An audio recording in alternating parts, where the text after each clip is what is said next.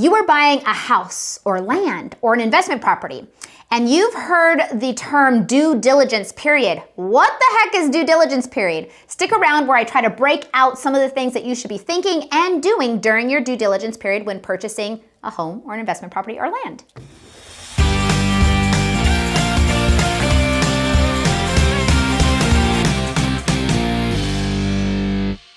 So first of all, let's talk about what is due diligence. Like, what is that? And this can be a whole conversation, but to summarize it, essentially it is an amount of time that you are allotted as the buyer or the borrower, the consumer, to educate yourself about a property or a piece of land that you are able to then make an informed decision to continue purchasing that property or piece of land. So there's a lot of things that you could be thinking about, that you could be doing, that you could be asking. But during your due diligence period, there's a typical time period in which you need to get all of that accomplished. So here in Las Vegas, Nevada, if I was just helping a first-time home buyer, they were buying a house, we typically are writing a due diligence period somewhere between 7 to 12 days. So we are telling the seller that during the first 7 to 12 days of an executed contract, my buyer and myself will go out and do everything necessary during our due diligence period to make us educated and informed so that my buyer can say, yes, I want to continue buying this property, or no, thank you, I'll see you later. Every state is different. I probably should have started that way. Every state is different, and there will be some disclosures that are mandatory in some states that are not mandatory in other states. Here in Nevada, we have what's called an SRPD, Seller's Real Property Disclosure Form, where the seller has to, by law, disclose to the buyer anything that they know to be wrong with the property. And it's a checklist of a disclosure or a document where they have to go through and literally check, yes, there was a problem with plumbing, or no, there wasn't a problem with plumbing. And then on page 3, they're gonna give all the commentary to that yes check if there was something actually wrong. That is normally disclosed to the buyer early on in the process so that they have the opportunity to read through the SRPD, become educated with whatever the seller needs to disclose to the buyer, and again, they get to say yes or no, I would like to proceed or not proceed. Sometimes we actually follow it up with even more information. So let's just use an example. Let's say that somebody had roof tiles that got broken and they had a roof leak and they had mold that happened. Okay, well, when did that happen and who remediated the problem? Sometimes I'll ask follow-on questions to the seller, such as, did insurance take care of it? Did the home warranty take care of it? If so, can we have the name of those contractors? What did it come out to? When did this happen? And have you had any further issues since? So the SRPD could be written black and white. You can pull chocks and run, you can stay in the contract, or sometimes you can even ask for some more follow-up questions to just better educate yourself with what was wrong with the property. Another one would be looking at your title report or your preliminary title report. Your agent or your title company should be gathering that information and disclosing that to you so that you can read it. Essentially, you just want to make sure that you don't have any liens or judgments placed against the property or any kind of clouded title. When you purchase the home, you want to have free and clear title. And that's one of the reasons why many people do use a title company. That's actually their job. We also have title insurance. So if something slips through the cracks, you can also kind of backlog and try to fix it later. But we really should be making sure that during our due diligence period, this property specifically does not have any liens or any judgments placed against the property. All right, so now let's talk about our CCNRs.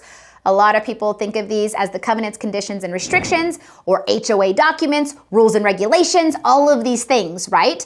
Essentially, when you're purchasing a property, if you're purchasing within a housing tract that has an HOA, they have these CCNRs. It's a lot of documentation just essentially telling you the rules of living in that neighborhood.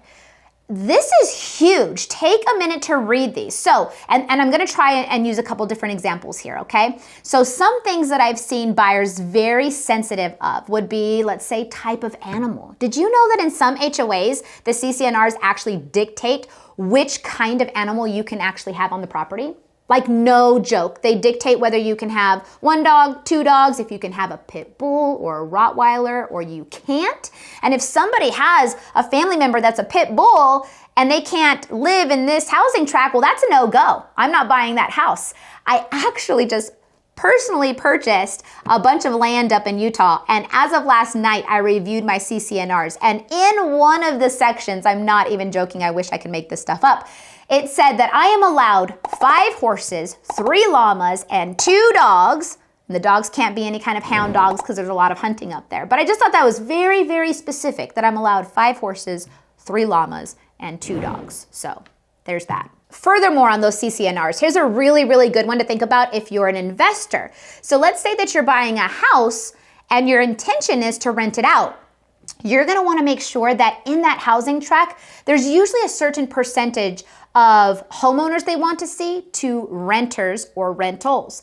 And if you're purchasing a property with the sole intention to rent it, you need to make sure that you would in fact be able to do that. That is just huge. Other ones that I see come up are like parking on the street. Some homeowners associations won't allow you to do that, painting your front door, etc., etc. I mean, honestly, they just go on and on and on. So if you have anything specific that you're worried about, you need to take the time and read the 660 pages of CCNRs to make sure that you are comfortable with proceeding with the purchase of the property. Due diligence period. I'm going to throw this one in here because I'm asked this one more often than not, and it's almost Halloween, so let's get a little dark. I get this all the time. People want to know that in the due diligence period, if the seller has to disclose if somebody died in the house. That varies, actually. And here in Nevada, can you believe this?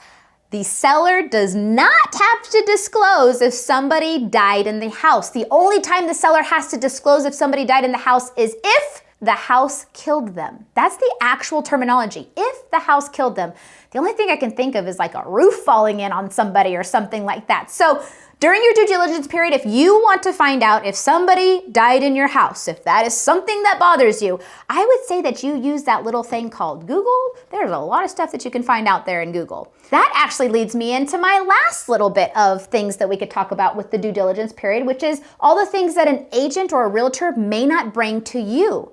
So here are some things that I would suggest thinking about or doing during your due diligence period to ensure that you're comfortable with the purchase. One of them, if you're a family, a mom or dad, you have kids and things like that, you may want to get online and make sure that there are no sex offenders in your area. An agent is not going to do that for you. So that is something that you should be thinking about and actively do in your due diligence period to ensure that you're comfortable with who's actually living around you. Furthermore, I would probably be taking the time to investigate school ratings, crime ratings. These are things that won't necessarily be produced on a piece of paper and brought to you. You're going to actually need to do these by yourself. Other fun ones will be driving the area at different times of day and different days of the week. I had a buyer once ask me about how bad the traffic would be. They were purchasing a property right across the street from a middle school, and they were asking me about the traffic flow during the school hours when people were dropping off and picking up. Man, the only way to really explain that, because my level of comfort may be different than my buyer's level of comfort with traffic, is put yourself in there during school hours and see how you feel. Is that something that you can deal with? Are you leaving your house at the exact same time that all these children are being dropped off, and now that's going to affect your route of travel to work? So again, going and actually exploring the area, checking out the area at different times of day, different days of the week. If you're near a school, seeing how those school zones and flow, ebb and flow, that would be a great idea. So now let's end off with what I think is one of the biggest things that we should be talking about during our due diligence period, which is when will we getting the home inspection accomplished? Now, you don't have to have a home inspection. It's crazy, right? You don't have to, but gosh, we highly suggest that you get one done.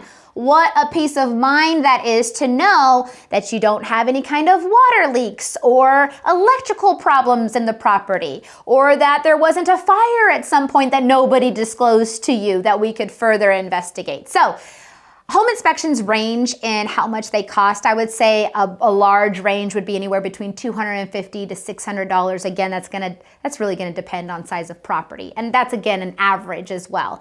But that's got to be some of the best money that you'll ever spend. So definitely get your home inspection booked if you can.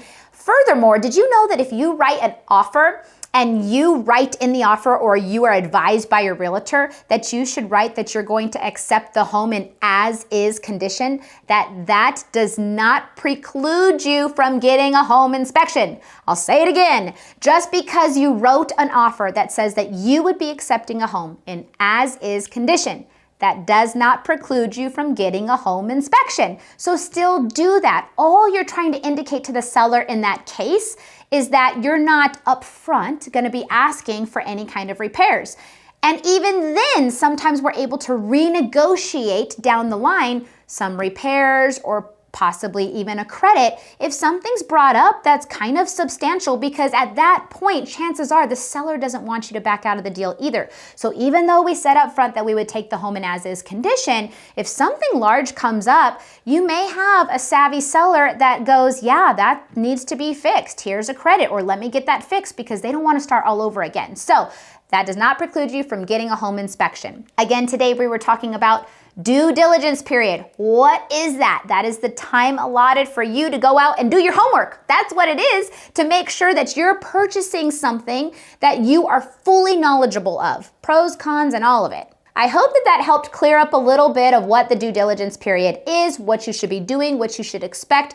What are some of the things that a realtor may not even tell you to do? Give you some examples there. If you liked this video, be sure that you are subscribing and liking and commenting, and please, please, please ask me some questions, because I am checking that and I would love to get back to you and clear up any questions that you may have. At the end of the day, just a quick reminder, who's your homegirl? I'm your homegirl.